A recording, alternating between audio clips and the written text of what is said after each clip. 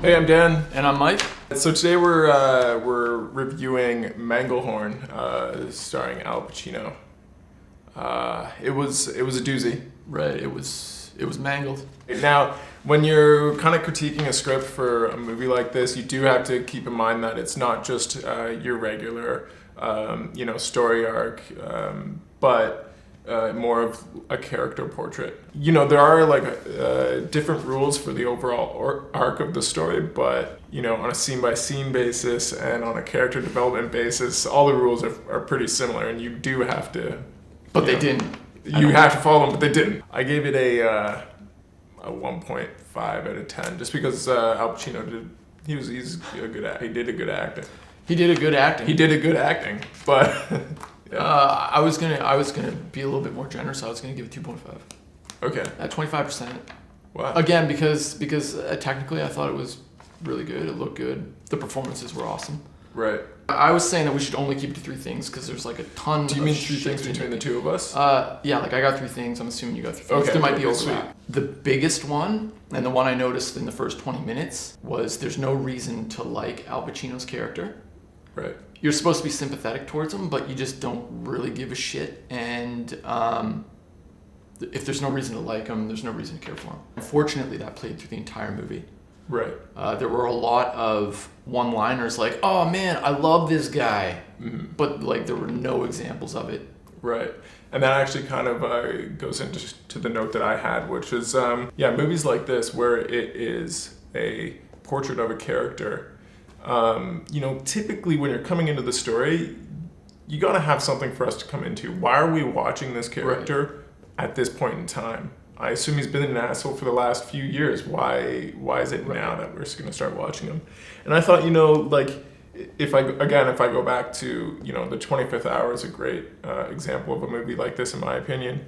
If you go back to that, it's the day before he's going to prison. Right. Really interesting time in his life that and they didn't have anything like that for Al Pacino in this one. I thought it was really cool of a character who, had this woman who got away, or he let get away. Right. And, he had been married his whole life. We don't even know what happened to his wife. Right.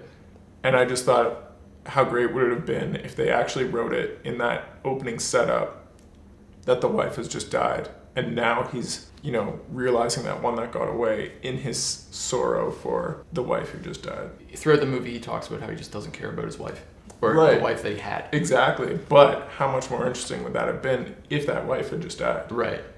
So that's kind of why, even in a movie like this, you do want to set it up with something, just with like something right. that really makes people want to pay attention. Absolutely. The middle is when I started to realize that that it was just way too vague, and there's no clear story arc or character development. So it's kind of like just sitting on the fence rather than picking a side and then explaining why.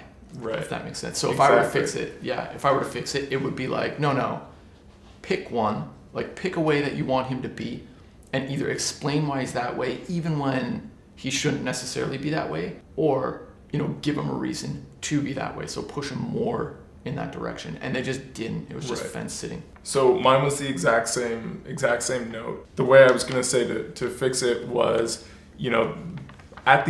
finally at the end, we kind of realized this is a story about a guy who is lonely, but is lonely because of himself, because he pushes people away.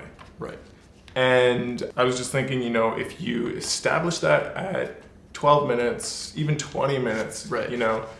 Then we can, it's like you said, you pick that point. That's right. the point you pick. Right. You're going to be mad at him, but you're like, this is like who he is. Right. This is the scorpion and the frog story. Yeah, totally. Which leads into the climax. The climax is... It just kind of gets dumped on you. It's just kind of like... Right. Like slow burn, and then like... Yeah. And it's just like, what the... I don't care. Like at this point, it's like I've watched like an hour and 10 minutes. I don't... Right. It's basically like 20 minutes where it's like, oh, this is the movie. Right. And yeah. Which is a common problem in screenwriting is you write a whole movie, and you by the time you get to the end, you realize that your climax was actually your inciting incident. Right.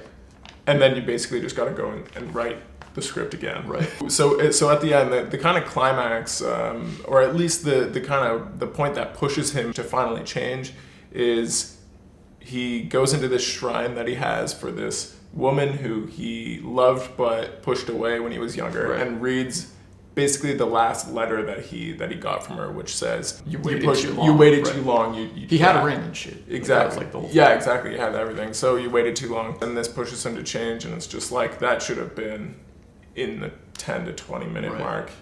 I couldn't help but think of him doing the exact same thing 40 years earlier when he lost that girl and then got married. Like, I was just like, you're doing the exact same thing to Holly Hunter. She's not the girl that you Right. pushed away. Totally. And in a year or two, you're gonna be like, I hate this chick too.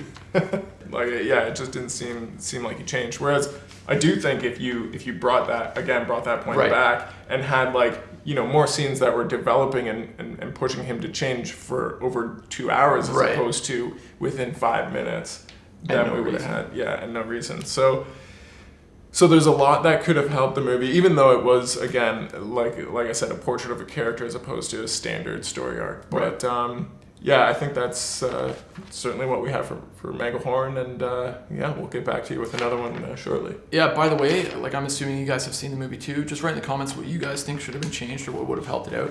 I'm trying to lean less towards reviewage and more towards like corrections Definitely. or things that I think would have, enhanced or made it better. Yeah. So that's kind of the And where we're headed. certainly the beautiful thing about it is there are like so many different ways. Right. I mean, they could have just put in like spaceship and aliens. Boom.